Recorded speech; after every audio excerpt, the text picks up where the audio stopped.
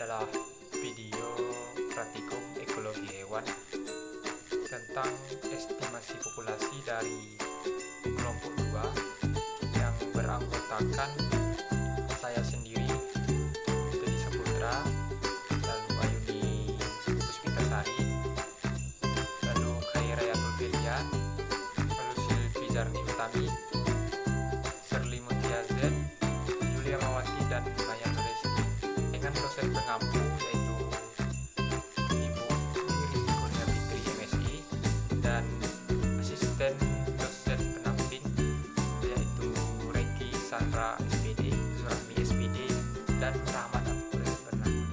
Metode estimasi populasi itu sendiri berdasarkan literatur yaitu Campbell adalah bertujuan untuk mengukur atau menaksir kepadatan suatu populasi. Jadi misalnya kita ingin menaksir kepadatan populasi hewan A. Jadi cara yang kita gunakan tersebut adalah dengan cara metode estimasi populasi ini. Jadi cara yang umum dalam melakukan metode estimasi populasi adalah dengan cara teknik pengambilan sampel, yang dimana teknik pengambilan sampel ini contohnya dengan mark recapture method, yang dimana metode ini adalah hewan-hewan yang akan kita taksir populasinya tersebut kita tangkap, lalu kita berikan tanda, lalu kita lepaskan kembali. Setelah itu kita lakukan pengamatan, yaitu penangkapan kembali hewan-hewan tersebut.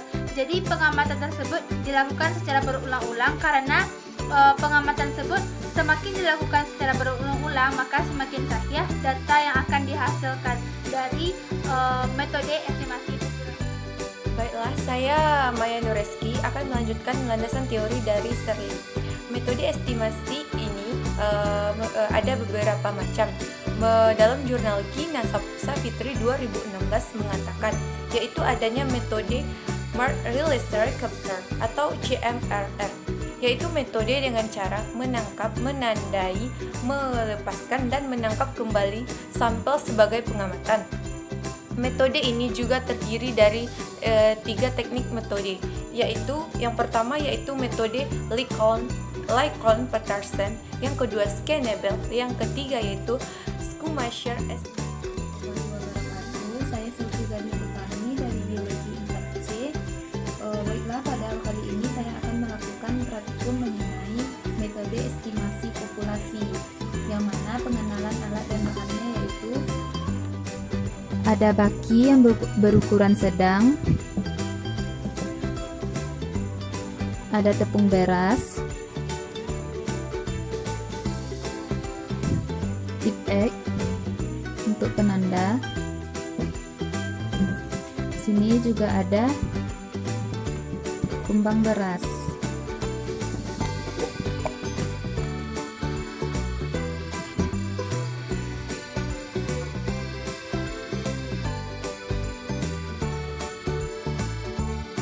Praktikum estimasi populasi ini, yang pertama, siapkan semua alat dan bahan.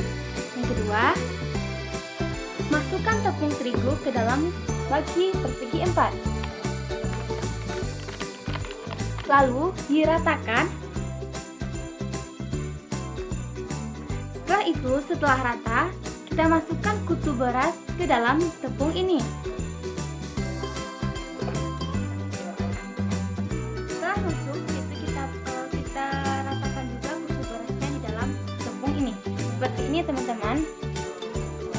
Lalu kita amati 1 jam untuk pengamatan pertama. Mari kita amati 1 jam untuk melakukan pengamatan pertama. Baiklah teman-teman, inilah pengamatan pertama kita. Kita lihat kutu beras ini nanti akan berjalan atau melakukan estimasi populasinya ke daerah mana. Setelah 1 jam kita buat 12 plot, yaitu kita garis tepung ini sebanyak 12. Ambillah kutu berasnya lalu hitung di setiap petakan.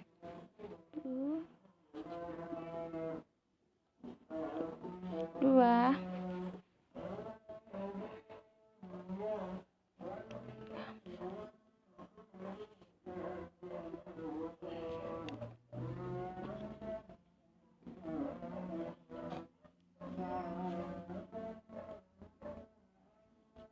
10 Inilah hasil pengamatan pertama. Lalu, kutub baras yang kita temukan pada pengamatan pertama, kita beri tanda menggunakan tip X. Lalu, kutub baras yang kita dapatkan pada pengamatan pertama, semuanya kita beri tanda menggunakan tip X. Seperti ini teman-teman. Kita beri ke semua kutub baras yang kita dapat di pengamatan pertama.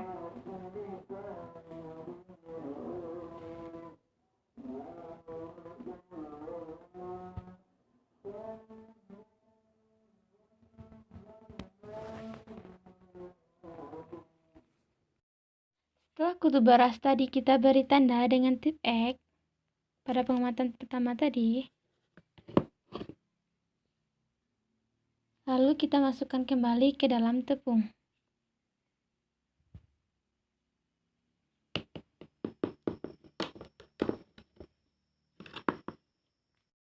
Setelah 1 jam kita amati dan kita menunggu pengamatan kedua ini, kita bentuk juga 12 petakan, di mana pada pengamatan kedua ini kita mengambil petakan yang genap saja ya teman-teman. Baiklah, kita buat 12 petakan.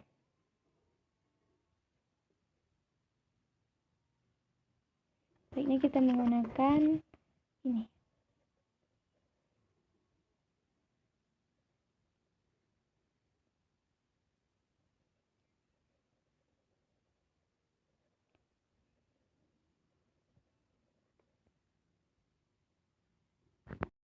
Pada pengamatan kedua ini, kita mengamati plot atau petakan yang genap saja, yaitu plot 2 atau petakan 2, 4, 6, 8, 10, dan 12. Baiklah teman-teman, mari kita amati, kita hitung jumlah kutub baras yang diberi tanda dan jumlah kutub baras yang tidak diberi tanda pada setiap plotnya.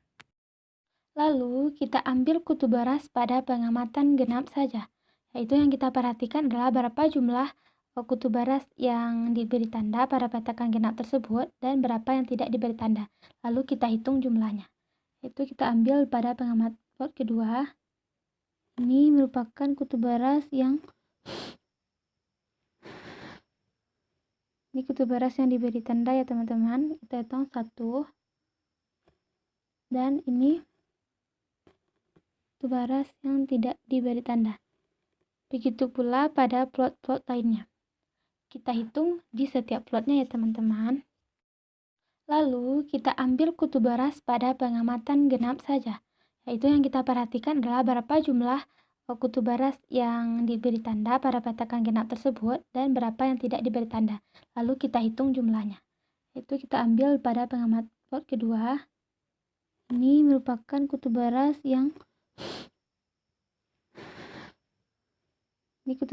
diberi tanda ya teman-teman. Kita hitung 1. Dan ini kutub baras yang tidak diberi tanda. Begitu pula pada plot-plot lainnya. Kita hitung di setiap plotnya ya teman-teman.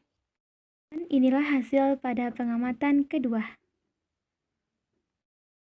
Dan itulah tadi langkah kerja dari praktikum estimasi. Telah kami lakukan dengan judul praktikum metode estimasi populasi, yaitu dengan menggunakan metode estimasi populasi capture-recapture, didapatkan hasil pada pengamatan yang pertama, yaitu pada plot yang bernomor ganjil, didapatkan pada plot 1, yaitu kutub baras dengan 1 ekor, pada plot 3, 5 ekor kutub baras, pada plot 5, 2 ekor kutub baras, pada plot 7, 2 ekor kutub baras, pada plot 9, 2 ekor kutub baras, dan plot 11, 1 kutub baras. Nah, selanjutnya hasil pada pengamatan kedua, yang dimana pengamatan kedua ini ada kutub baras yang bertanda dan ada kutub baras yang tidak bertanda. Nah, kutub baras yang bertanda ini merupakan hasil cuplikan pada pengamatan yang pertama. Nah, hasil yang didapatkan yaitu pada plot yang bernomor genap. Pada plot 2 didapatkan hasilnya 2 ekor kutu beras yang tidak bertanda. Pada plot keempat tidak ditemukannya kutu beras. Nah, pada plot keenam didapatkannya 3 ekor kutu beras, 1 ekor yang bertanda dan 2 ekor yang tidak bertanda. Selanjutnya, pada plot 8 didapatkan 2 ekor kutu beras yang bertanda. Pada plot 10 didapatkan 3 ekor, 1 bertanda dan 2 ekor tidak bertanda kutu beras. Selanjutnya pada plot 12 didapatkan 6 ekor, di mana 2 ekor kutu beras yang bertanda dan 4 ekor kutu beras yang tidak bertanda. Nah, pada pengamatan ini kan kita menggunakan metode capture recapture, di mana penandaan dan pengambilan kembali. Percobaan ini dilakukan menggunakan kutu beras, di mana kutu beras ini merupakan hama yang sangat merugikan, yang biasanya menyerang biji-bijian. Kutu beras ini berwarna hitam kecoklatan. Nah, pengamatan ini kita juga menghitung jumlah populasi dengan menggunakan rumus N sama dengan F1 dikali F2 per F3, di mana N ini merupakan jumlah total populasi, F1 ini merupakan jumlah hewan pada cuplikan 1. Nah, F2 itu merupakan jumlah hewan pada cuplikan kedua. F3 merupakan jumlah hewan pada cuplikan kedua yang bertanda. Selanjutnya, metode capture recapture atau metode estimasi populasi ini dilakukan dengan cara menangkap, menandai, melepaskan, dan menangkap kembali sampel penangkapan. Pendugaan metode ini didasarkan bahwa organisme yang ditandai berbaur sempurna dengan anggota populasi yang lain.